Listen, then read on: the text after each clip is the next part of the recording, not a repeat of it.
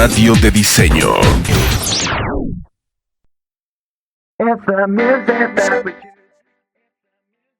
¿Imaginas cómo era el mundo antes? Se agota en este instante y no es igual. Puedo contar las horas que me faltan para surfear la inestabilidad. Como otra gota de agua no es igual, te juro, y todo empieza a salir mal. Efecto mariposa, yo te lo aseguro, que todo el mundo cambia, mi mundo entero cambia, con tu sonrisa lateral.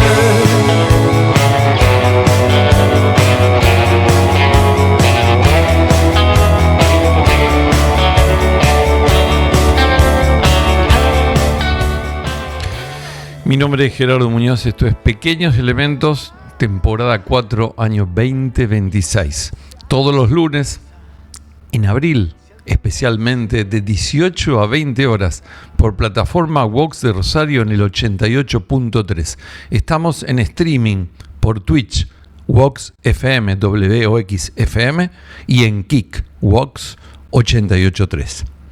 En la sesión de hoy tenemos el alto privilegio de poder conversar con un verdadero maestro, con el maestro Horacio Lavandera.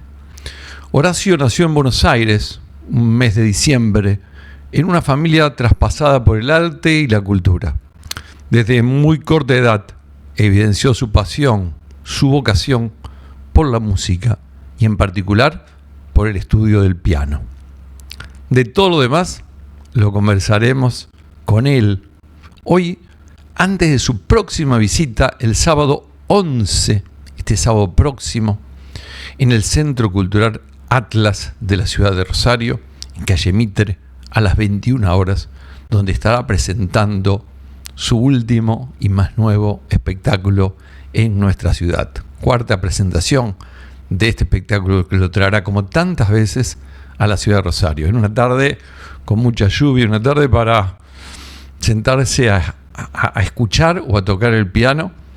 Saludamos al maestro Horacio Lavandera en Buenos Aires.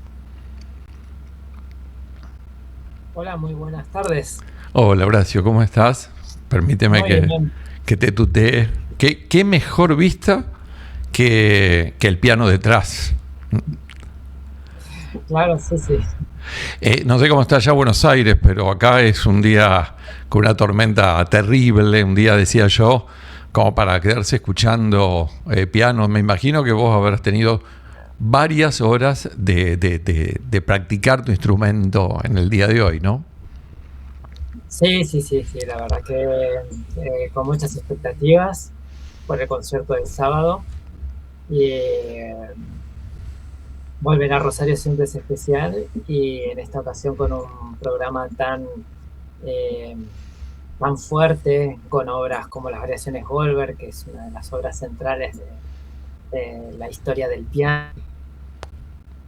Ahí tenemos un pequeño corte. Bueno, ahí ya recuperamos la visión. Estamos hablando de las Variaciones Goldberg, justo.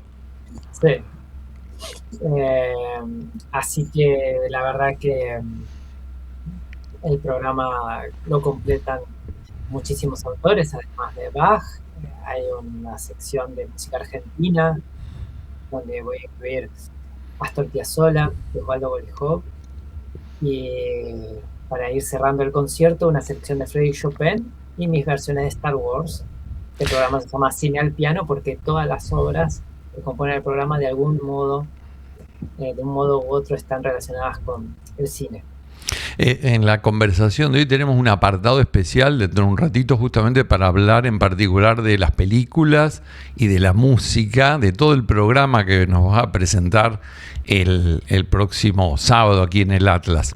Yo quería empezar con algunas cuestiones personales que siempre se te preguntan, el público se renueva, hay mucha gente que te conoce, que te ha visto muchas veces aquí en el ECU, donde has estado en diferentes conciertos, pero siempre hay un público nuevo, un público que, bueno, que por Star Wars, por Beatles, por Queen, porque quien entre a por ejemplo, a la página de YouTube tuya va a encontrar muchísima música. Y quería arrancar con una frase de un maestro tuyo, muy vinculado con la ciudad de Rosario, que es Antonio de Racco, que fue doctor honoris causa de la universidad, declarado doctor honoris causa de la ciudad de Rosario a los 94 años, en el año 2008, que fue profesor de aquí en Rosario, allá por la década del 60, 70, y cuando le entregaron el doctor honoris causa, hay una nota en el diario La Capital, donde de Racco dice: un pianista se construye. Y me pareció una frase amplia, y que tenía distintos matices. No sé si alguna vez te la llegó a decir el maestro de Racco cuando vos ibas a clase de piano. Claro, sí, yo tuve una relación de verme con él 3 veces por semana o más durante 6 años. Así que esta frase es muy habitual en su pedagogía, y la verdad que la construcción, el sonido, la creación, la creatividad estaba desde el día 1 con él, ¿no? No hay un sonido aislado, el sonido tiene que ser depurado, trabajado, internalizado. Entonces a eso se refiere con la construcción, ¿sí? No es tan ambiguo, finalmente, conociéndolo muy bien. Es algo muy concreto, es de profundizar hacia un ideal de la perfección. Él siempre estaba buscando la perfección, con una imagen, ¿sí?, establecida, digamos, una imagen sonora, con unas determinadas jerarquías, ¿sí? Donde, bueno, todo tiene que estar de una manera jerárquica y ordenada, ¿sí? Y a eso se llama la construcción, ¿sí? Tal como para tener unos buenos cimientos en una catedral, y decirlo, del mismo modo él iba trabajando la música. Sí, yo después pensé, las vidas se construyen, ¿no? El pianista. A partir de la vida privada de Antonio de Racco, eso ya sería otro lleno de otras anécdotas, pero con la música estaba súper concentrado. Súper concentrado. Y fíjate, vos decías 6 años. Quien ingresa a la charla por aquí y escucha, el maestro de la bandera estudió con de Racco 6 años y lo ubicamos en la etapa de tu adolescencia. Sin embargo, tu vínculo con la música, desde tu familia, como decíamos al comienzo, arranca de muy temprana edad, porque vos sos 5ª generación de familia que está vinculado con el arte y con la cultura, desde tu tatarabuelo hasta vos. Sí. Así que bueno, con todas las presiones buenas o malas y con toda la bendición de lo que significa que uno puede establecer un vínculo con la música y se sabe que es una posibilidad. Así que bueno, eso también me hace a mí admirar mucho a las personas que no vienen de familia de músicos y se dedican a la música, porque para mí era como el camino más fácil. Pero las personas que no tienen ningún músico en familia, la verdad que no sé ni cómo hacen. Pero bueno, en mi caso yo lo aprendí todo desde que tengo uso de razón. Entonces no sabría decir cuándo empecé a ser músico. Siempre me gustó, siempre lo quise hacer y es a lo que me dedico, y la verdad tengo una bendición dedicarme a esto. Tu papá, José María, estaba dedicado a la percusión. Tuvo grupos de rock, tuvo distintas formaciones, pero digamos a veces se recuerda presente en la orquesta de tango. ¿Y alguno de tus ancestros, de tu abuelo, puede ser que tocaban instrumentos de viento? O Sí. sea, no el piano necesariamente. Sí, todos tenían una formación muy sólida. Mi padre estudió en el Teatro Colón de Buenos Aires, con maestro Yepes, y los abuelos de mi papá, bueno, mi tía abuela, o sea, la tía de mi papá, estudió con Vicente Escaramuzza, uno de los más grandes maestros, que también era maestro de Antonio de Raco, maestro de Marta Argerich, de Bruno Gelber, el padre de Barenboim. Así que, bueno, mi tía abuela era una generación anterior a Marta Argerich y Bruno Gelber, pero bueno, recibió las enseñanzas de este ilustre maestro, ¿no? Y más atrás, entonces, el papá de ella, mi bisabuelo, era un excelente clarinetista, era freelance. El hermano de él era también miembro de la banda municipal de Buenos Aires, era el solista. El hijo de este señor fue niño prodigio, también clarinetista freelance. Y el padre de ellos era quien vino a Argentina, director de orquesta, dirigió en el Teatro Avenida y fue premiado por Tomás Bretón, uno de los más grandes compositores de la historia de España, en España, ¿sí? Antes de venir para Argentina. Vos recién nombrabas a tu tía abuela, Sí. tu tía Marta, con la que estudiaste piano, y que había sido 5 años. 5 años, con la que había sido, me tocó investigar un poco para la charla de hoy, de algunas cuestiones que no se veía, justamente nombraste a Vicente Escaramuzza, que había sido su maestro, que tenía en común con De Raco que los dos habían venido de Italia. Los dos habían nacido en Italia y vinieron a la Argentina. De Raco llegó un niño, Sí. Y Vicente Escaramuzza ya era un joven. Sí. Y con Escaramuzza vos también decías todo lo que habían, después leí también Horacio Salgán, Osvaldo Pugliese, digamos, en música popular también, el padre de Barenboim que vos decías, Bruno Gelber, Marta Argerich, caramba, fue un maestro muy importante para lo que fue la música argentina y tantos más que están también ahí en la nómina de alumnos. Y vos eras muy niño cuando empezaste con tu tía, que vos me dijiste, o lo escuché en algún reportaje, que tenía una sólida formación, pero que claro, por la estructura del momento, de la época, de la familia, no hacía conciertos hacia afuera, pero sí hacia adentro te dio clases a vos puntualmente de piano durante estos 5 años, ¿no? Y bueno, era una familia muy, muy conservadora. Si bien eran músicos, entendían que un ambiente no era el adecuado para una dama. Entonces era una época muy, muy, muy compleja. Y recordemos, bueno, que mi tía abuela se educó hace un siglo. Claro. Así que, bueno, el transcurso de su vida, si bien obviamente a ella le hubiera fascinado dedicarse a las artes, ella lo realizó en privado.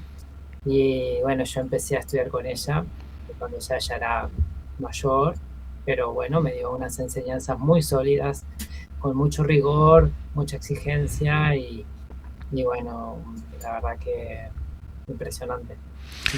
Y ya a pronta edad dedicabas muchas horas al piano, hasta que en la adolescencia habías tomado casi una decisión de vida, que es dedicarte casi con exclusividad al piano, ¿no? Todo un planteo.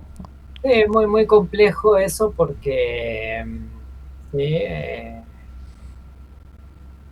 era muy joven y la verdad que cuando conocí a Antonio de Raco quería aprovecharlo porque él era muy mayor también y me llevaba muy bien con él.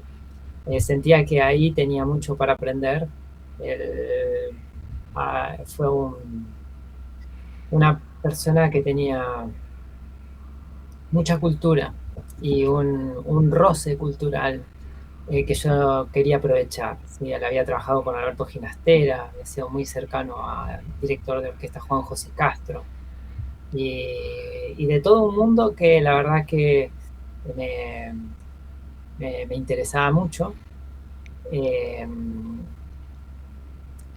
Por lo tanto, hacer el secundario al mismo tiempo que aprovechar a este maestro, en la medida que yo lo quería aprovechar, no era compatible, ¿sí? Entonces decidí eso, comentarle a mis padres, miren, esto no puedo hacer las dos cosas, me quiero dedicar a aprovechar a este maestro y bueno, nada, la verdad que lo que me dijeron es, bueno, si vas a hacer esto, te vas a dedicar 14 horas a estudiar el piano. Ok, así que hice eso y los se vieron al poco tiempo. Al año ya empecé a ganar concursos a nivel nacional y a los 3 años de esa decisión estaba tocando nada menos que la Scala de Milán, premiado por uno de los jurados más exigentes con el concurso, quizás el concurso más importante que había en ese momento en el mundo. El presidente del jurado era Luciano Berio, uno de los compositores más importantes del siglo XX, la segunda mitad del siglo XX, y Mauricio Pollini, uno de los pianistas más increíbles que existió en la historia, ¿no? Acaba de fallecer hace un año. Así que bueno, con ese jurado y premiado por ese jurado, bueno, ahí vi los frutos de mi decisión y eso me dio un espaldarazo para ya crear una trayectoria internacional y poder dedicarme a lo que más me gusta. Y claro, todo el esfuerzo, todo el trabajo, todo ese sacrificio, bueno, había encontrado ahí un cauce y un gran impulso para seguir, ¿no? Porque estuviste en Italia, después estuviste en España también, allá después del 2001, si yo no recuerdo mal, con distintos maestros, con distintos aprendizajes, o sea, no solamente con lo que venías estudiando de piano, sino además con el estudio de lo que era la dirección de orquesta y con lo que era la composición también, ¿no? Que son 3 cuestiones distintas, con maestros distintos y me imagino con una pedagogía y una profundidad diferentes. Sí, siempre estudié al mismo tiempo composición. Empecé muy pequeño. Bueno, en las primeras clases ya con mi tía abuela, las clases con mi tía abuela no eran de piano inicialmente, eran de teoría, y luego de 2 horas de teoría íbamos recién al piano. O sea que siempre el aspecto intelectual, teórico para mí era fundamental. Entonces empecé a componer mis primeras piezas, así que estudié con mi tía, luego con otro maestro, Jorge Kenny, con Gerardo Gardelín, son grandísimos músicos de Argentina, y después con una alumna de Francisco Krepfer, que es uno de los grandes compositores de Argentina. La alumna se llama Graciela Tarquini. Con ella también tomé clases hasta que me fui a Europa, y en Europa yo gané una beca en el 2003 de Fundación Carolina, que es del gobierno español, y con esa beca me quedé 18 años, ¿sí?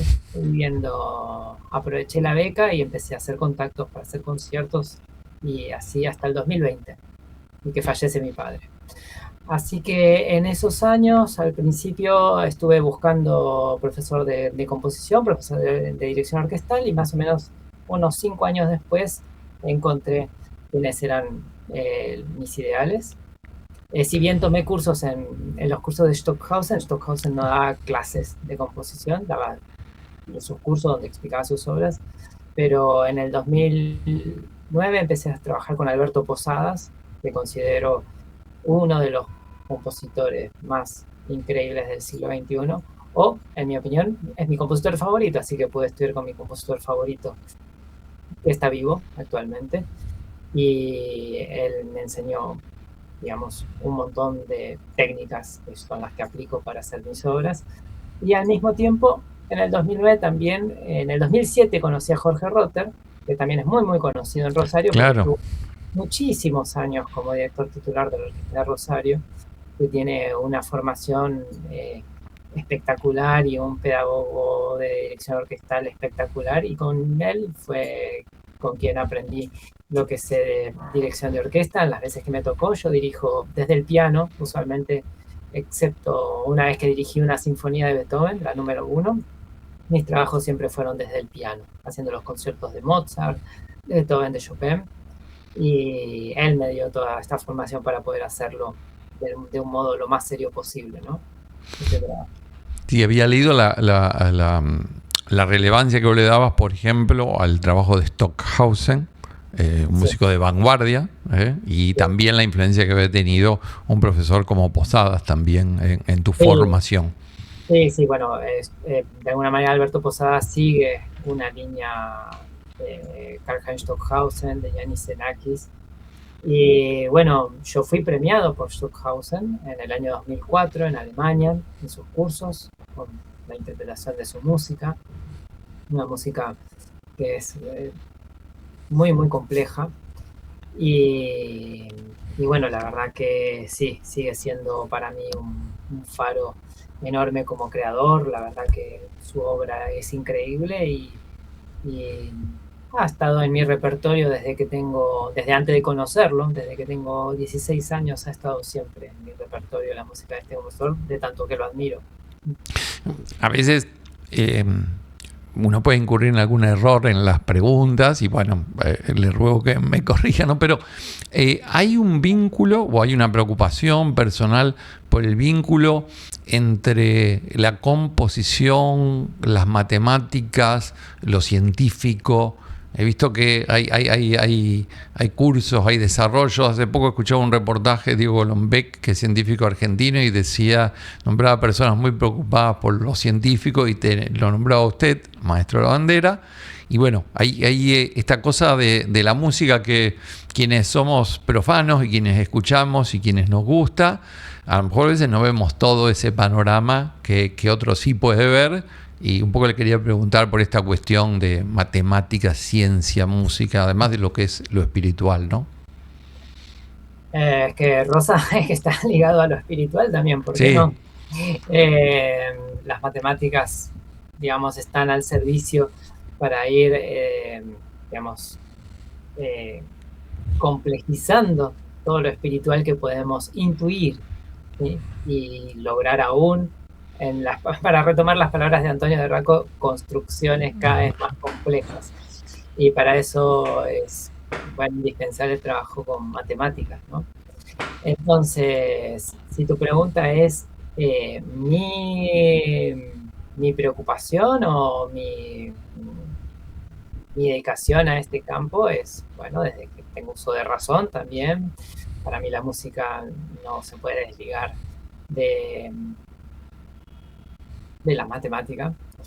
Pero esto no lo descubrí yo. Obviamente cuando era muy niño era algo totalmente intuitivo, pero bueno, desde Pitágoras, ¿no? Que se sabe cómo fue construyendo la escuela de Pitágoras, la escala musical y todos los desarrollos posibles, ¿no?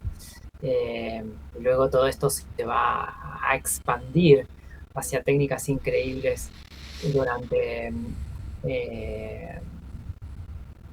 el canto, digamos, los primeros cantos gregorianos que utilizan escalas muy complejas, ¿no? Y esto habla muchísimo Yanis Xenakis, la complejidad de los intervalos. Nosotros, bueno, la parte occidental tenemos los que tenemos, y con esto hemos logrado cosas muy complejas, pero bueno, todo esto es en expansión. A ver, si tu pregunta es ¿qué de todo esto se vincula con la música? Bueno, total, es total. Ahora voy a estar haciendo justamente las variaciones Goldberg, que trabajan y están, bueno, divididas en 9 cánones. Cánones significa una frase que tiene un pequeño deslizamiento, y Bach de alguna manera va realizando estos deslizamientos hacia el número 9. Y bueno, ya aquí hay una construcción muy compleja en cuanto a matemáticas. Pero hay desarrollos a posterior. Obviamente nada lo inventa Stockhausen, pero sí, Stockhausen es una persona muy importante que retoma algunas ideas de Béla Bartók. Luego hay este compositor griego que acabo de nombrar, Yanis Xenakis, que lleva a otro nivel las relaciones de de matemática en conjunción con la música. Y bueno, están los seguidores, Alberto Posadas, me encuentro yo humildemente tratando de trabajar con mis esquemas, mis matrices y bueno, hice también mi aporte divulgativo con 12 conciertos entre 2012 y 2013 auspiciados por el Ministerio de Ciencia y Tecnología. El ministro era Lino Parañao y con él organizamos esta serie de conciertos donde intervinieron Adrián Paenza, Alberto Rojo, Pablo Amster, Daniel de Florian, Alejandro Gangui.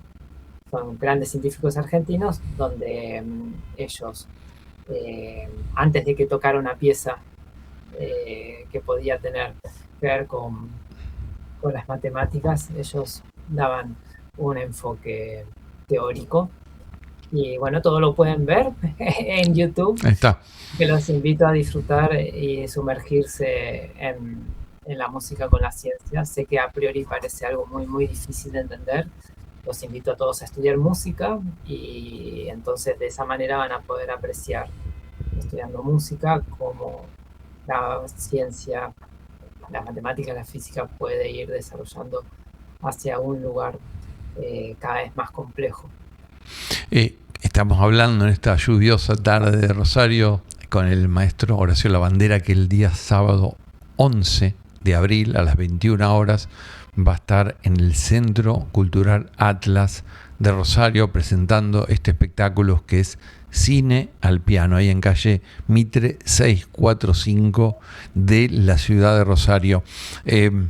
Recién, cuando hablábamos de matemáticas, justamente hacía referencia, maestro, a la cuestión de lo que se veía, lo que se puede encontrar en la página de YouTube suya, donde además se encuentran otros trabajos muy especiales. Yo, a título simplemente de un registro de cuestiones, porque ahí hay un contacto con mucha música, con Beatles, con Cerati, con Ciro cuando tocó el himno nacional y algún tema más, con Ciro y los persas en el Luna Park, con la música de Piazzolla o de Dino Saluzzi, por ejemplo, el bandoneonista salteño. Antes nombraba en el tema matemático Alberto Rojo, que además es músico,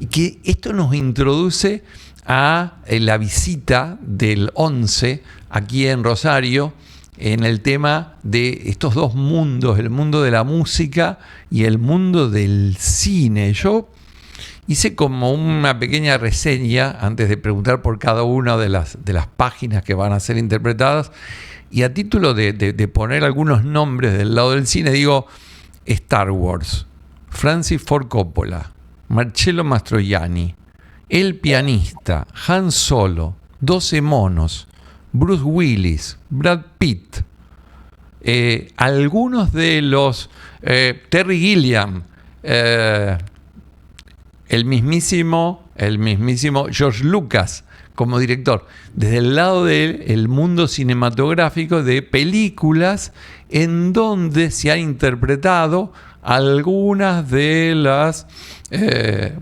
obras que van a ser tocadas solo al piano el próximo sábado en el Atlas. Leí un reportaje que salió en el día de ayer en el Rosario 12 de la ciudad, cuando le preguntan por su atención por el cine, que a usted le llama mucho la atención el cine mudo, por la expresividad que el cine mudo conllevaba, ¿no? Sí, claro. Sí, la verdad que siento una gran predilección por las películas de los años 20. Me parece que hay autores allí como Eisenstein, Fritz Lang, son increíbles. Un poquito más acá en el tiempo me fascinan Stan Brakhage, que también sus películas son mudas. Y bueno, a toda la introducción que estabas comentando, te puedo decir que este es un concierto netamente musical, es como está armado, ¿sí? el eje es la música. Las obras tienen que ver de alguna manera con el cine, pero bueno, están las obras de Johann Sebastian Bach ordenadas de un modo cronológico. Luego hay una sección argentina con Astor Piazzolla y Osvaldo Golijov. Y luego está Frédéric Chopin. Y por último, mis versiones de Star Wars. Y como nombrabas antes, hay un despliegue de tantísimos personajes del mundo del cine. Pero bueno, no se los va a ver. No hay imágenes. Aquí es encontrarse con la música, porque creo en este juego de desligar la música del cine y que el propio oyente haga su trabajo, ¿no? Y también un trabajo de prestar atención al mundo sonoro. Entonces, sí, así a priori parece como fueran todas estéticas muy, muy, muy distintas, todos estos cineastas de ciencia ficción a drama romántico, ¿no? Pero bueno, el hilo conductor va a ser la música, y una música que sí que tiene mucho, mucho en común, ¿no? Así que bueno, la verdad que estoy muy, muy contento. Ya va a ser el cuarto concierto seguramente van a ser como 20 conciertos este año. Va a ser el cuarto concierto en Rosario y muy, muy, muy contento del resultado, la recepción del público. Han salido críticas fantásticas en ciclos muy, muy conservadores, como un ciclo de la ciudad de Mercedes, que tiene más de 70 años de conciertos de música clásica, y han recibido este tipo de conciertos con muchísima aceptación, ¿no? Entonces, muy contento por ese lado, de alguna manera, yo creo que interesar al público habitual de la música clásica, pero también interesar a un público que quizás podría despertar su interés en la música clásica a través de Star Wars, ¿no? Es que, claro, a veces en el cine se escucha, es como que, bueno, la música está al servicio del director, hay fragmentos, y acá hay una interpretación absoluta, total de la partitura, ¿no? Exacto, sí, por ejemplo, hay algo notable que es la música de John Williams, que está toda entrecortada, en realidad, en las películas de George Lucas.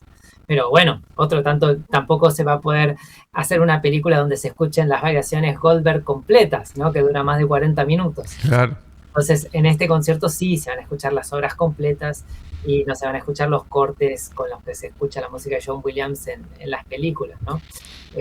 Así que realmente sí es notable que la música, obviamente, y tiene toda su lógica, pierde su jerarquía frente al director de cine. Tiene su lógica porque es el director de cine, es el que está llevando la cuestión visual y la cuestión con las energías que él entiende que tiene que ser en cada momento lo ideal. Pero bueno, los músicos vemos el mundo desde otro lugar, como la música como la máxima jerarquía, y al hacer un concierto, bueno, que esté allí, ¿no? La música como lo más importante. No, a ver si entendí bien, o creo haber escuchado bien, en cuanto a las variaciones Goldberg. Sí. ¿Qué tiempo de preparación le llevó a usted presentar en vivo, como va a ocurrir ya por cuarta vez en este programa, aquí en Rosario, esta obra de Bach? Y más de 25 años, sí. Yo creo que más de 25 años hace que la estoy estudiando de una u otra manera. Durante la pandemia, en 2020, aproveché para grabarla, la grabé en mi canal de YouTube entera, y 6 años más tarde me estoy ahora animando por primera vez a interpretarla. Es una obra muy, muy, muy extrema de complejidad, así que bueno, es un año muy especial para mí el poder tener toda esta serie de conciertos donde noto cómo la obra va creciendo adentro mío, y estaba esperando este momento entonces para poder programar algo así, porque no me sentía como algo satisfactorio tocarlo una vez y que desaparezca de mi vida, ¿no? Entonces esto de poder hacerla durante 20 conciertos o más durante este año va a ser bueno, es lo que a mí me parece atractivo como artista Las variaciones, al abordar este tipo de obras, ¿no? las variaciones de Goldberg aparecen en distintas películas, en Un algunas, montón. para citar algunas, El silencio de los corderos, o El silencio de los inocentes, y El paciente inglés, por ejemplo, entre otras películas. Muchísimas más. Sí, Hay sí, sí, no. Es meramente enunciativo, pero bueno, para citar algunas de las que son conocidas y buscar así un anclaje en la parte cinematográfica. Además de todo este tiempo de preparación de las variaciones de Goldberg, hablamos recién de la obra de John Williams respecto de Star Wars, que además requiere una adaptación, porque es una obra orquestal para 90 y pico músicos, que va a ser tomada e interpretada en el piano. También le debe haber llevado bastante tiempo Sí. esa preparación. Esto también fue en la pandemia. Me puse a hacer este trabajo, así que desde la pandemia ahora, 4 o 5 años trabajando en esta partitura orquestal y ver cómo encontrar distintas soluciones, ¿sí? Porque John Williams maneja dos grupos, varios grupos orquestales en realidad, grupos de ritmos en 4, grupos donde están dividiendo en 3, y cómo llevar eso al piano solo era como una de las grandes dificultades que había, porque estos grupos están en todo el registro del piano, todo el registro de sus instrumentos también. Entonces, bueno, fue un trabajo complejo, pero muy, muy satisfactorio ahora con el resultado, y la verdad, muy feliz de presentar estas 4 piezas que son son de el episodio 4 y 2, que es una de, bueno, la que inicia, que está en realmente todas las películas, la música de la cantina, que es un western que genera George Lucas, ¿no? En el momento donde se encuentra Han Solo, es el personaje de Harrison Ford, con Luke y Obi-Wan Kenobi, antes de emprender su aventura. Este western tiene una música que es muy del jazz y muy, muy divertida, y decidí incluirla.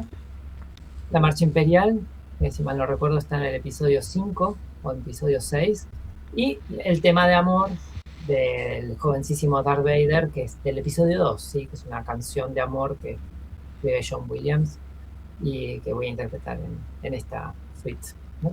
No, y Star Wars tiene la particularidad de atravesar varias generaciones y de que hasta el día de hoy sigue generando series, precuelas, secuelas y demás que están... Va a seguir. El año que viene sale una nueva serie de películas, así que sí, es algo que está, digamos, desde hace 50 años, justo, creo que el año que viene cumple 50 años, sí, muy, muy presente, ¿no? A nivel global. Sí. Está muy dentro de todos en toda la comunidad mundial, digamos. Suenan algunas trofas conocidas, el de la marcha y demás, y uno ya sabe que es Williams y que es Star Wars, ¿no? Aunque no haya visto la película, ya lo tiene vinculado, necesariamente. Y también hay un vínculo fuerte con la obra de Chopin y la balada número 1, que aquella película del año 2002 de Roman Polanski, premiada con Oscar, una película muy dura, muy realista, como es El pianista, ¿no? Claro, nada menos que el pianista, y nada menos que tener aprovechar este concierto para incluir 3 obras que están incluidas en esta película. La balada número 1, que es una de las escenas creo más famosas del cine, ¿sí? Que ha visto todo el mundo. El nocturno póstumo en do sostenido menor, que en realidad el pianista había interpretado esta pieza en ese momento, pero el director de la película la cambió porque la balada número 1 era más dramática. Y la pieza con la que culmina la película, con la que termina, es la gran polonesa precedida de un andante spianato. Así que la verdad que son obras que son una maravilla de parte de Chopin. Obviamente ya para nosotros están atravesadas estas obras por la película, pero es bueno también el ejercicio de encontrarse en un concierto con estas piezas tocadas en piano y tratar de entender que son parte de una película, pero también son parte de la historia de Chopin y de su propia historia personal, ¿no? De su ida, de lo que en ese momento ni siquiera era Polonia, que tenía que ver con sus dramas interiores, ¿no? Toda esta música que siempre tiene una referencia a su gente. Y en medio, hemos saltado así un poco en el programa, en el orden del programa que usted presentaba, aparece también la música de referencia argentina, con un particular con Piazzolla, con una película de Marco Bellocchio, Enrico IV, con Marcello Mastroianni y Claudia Cardinale, película de 1984, donde se escucha una música conocida del maestro Piazzolla, Oblivion. Muy presente la música de Piazzolla, tanto en esta película como en la siguiente, que no estaba vivo Piazzolla, pero se ha utilizado la música de Suite Punta del Este, en 12 monos. En estas dos películas, la música de Piazzolla es un personaje. Y Piazzolla, quizás mucha gente no lo sabe, pero hizo música para más de 60 películas. Y tiene una música que es increíble. Para algunas películas argentinas de los años 50 es una maravilla la música que hizo. Es un trabajo muy poco conocido de él. Así que bueno, su vínculo con el cine, lo que voy a tocar es lo más famoso, porque sí realmente se conoce, pero hay tantísimo por descubrir de Piazzolla. Y el último, me parece, en el programa, que es Goligov, en la película Juventud sin Juventud de Francis Ford Coppola, pero tiene una particularidad, también leí que esta partitura le llegó a usted antes que se estrenara la película o que se utilizara la película. Me la envió el compositor antes de que se estrenara. En el 2006. Un honor enorme. Y 20 años más tarde, con este proyecto me cierra perfectamente para incluirla. Es una música maravillosa. La película también es espectacular. No es lo más conocido de Francisco Ford Coppola, ni mucho menos, ¿no? La película es espectacular, la música es espectacular, es una obra maestra. Así que incluí esta pieza para que esté con los grandes compositores, porque realmente la música de Golijov es impresionante. ¿Le gustaría hacer o tiene la inquietud en el futuro de poder trabajar en música de películas? Sí, no puedo decir nada en este momento por contrato, pero... bueno, está muy bien. justo no decimos nada, no. Coincidió con un trabajo, así que estoy trabajando en ello.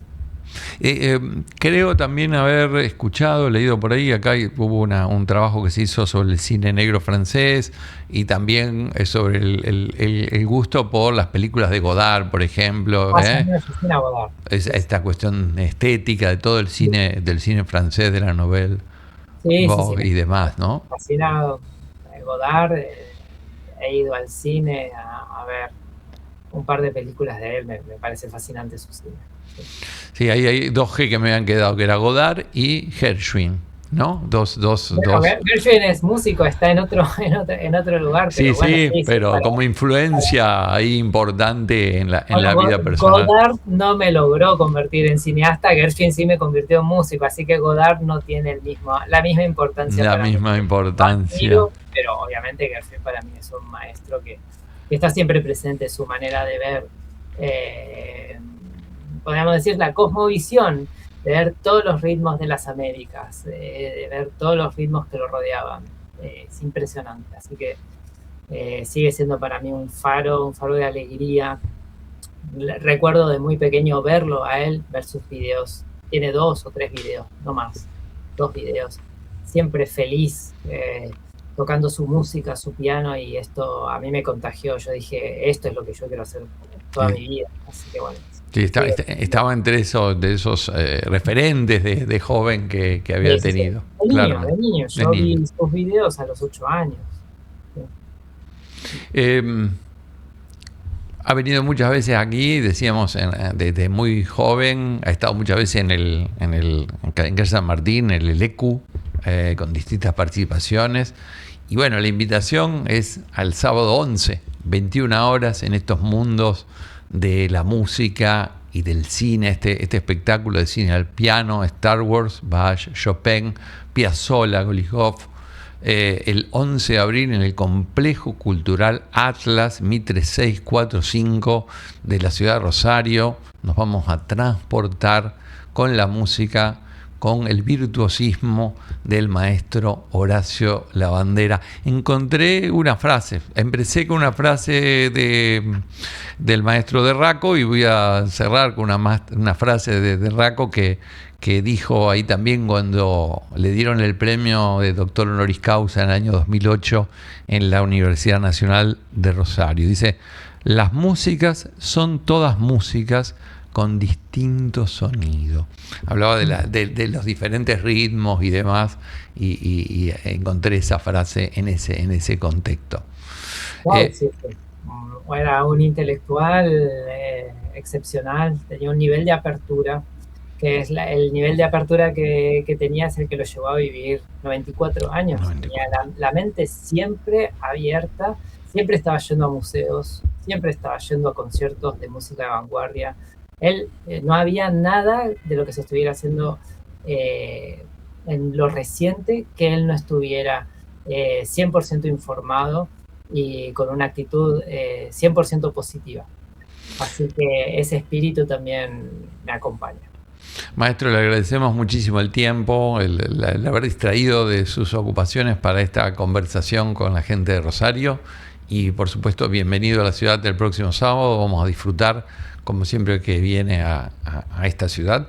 Como siempre lo podemos ver, podemos abrir el espíritu, escuchar, teletransportarnos con la música y pasar un momento espectacular, pleno, muy cálido y vivido con su música. Así que le agradecemos de todo corazón. Muchísimas gracias. Bueno, conozco mucho la ciudad de Rosario desde que tengo 15 años.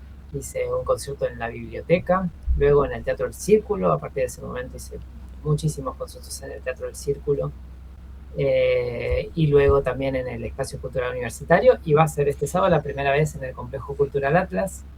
Así que bueno, con muchas expectativas, y bueno, así que voy a estar encantado de reencontrarme con el público rosarino. Seguiremos renovando este vínculo de encuentros con la música, con los futuros y espectáculos que vengan, y estará invitado aquí en la ciudad, será muy bienvenido. Gracias, maestro Lavandera. Nos vemos el sábado, 21 horas, en el Centro Cultural Atlas. Muchas gracias a todos. Esto fue Horacio Lavandera en Pequeños Elementos. Mi nombre es Gerardo Muñoz. Volvemos en un ratito con la segunda parte de Pequeños Elementos. Chao.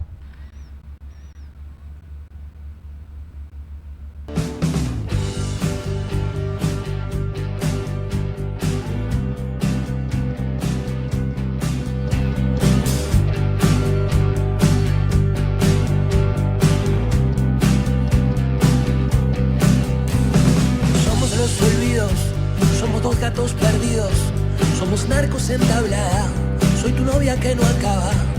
Somos los hoteles, somos eso que nos duele, las tormentas de verano, el idiota de tu hermano. Volver por la autopista y ver el nuevo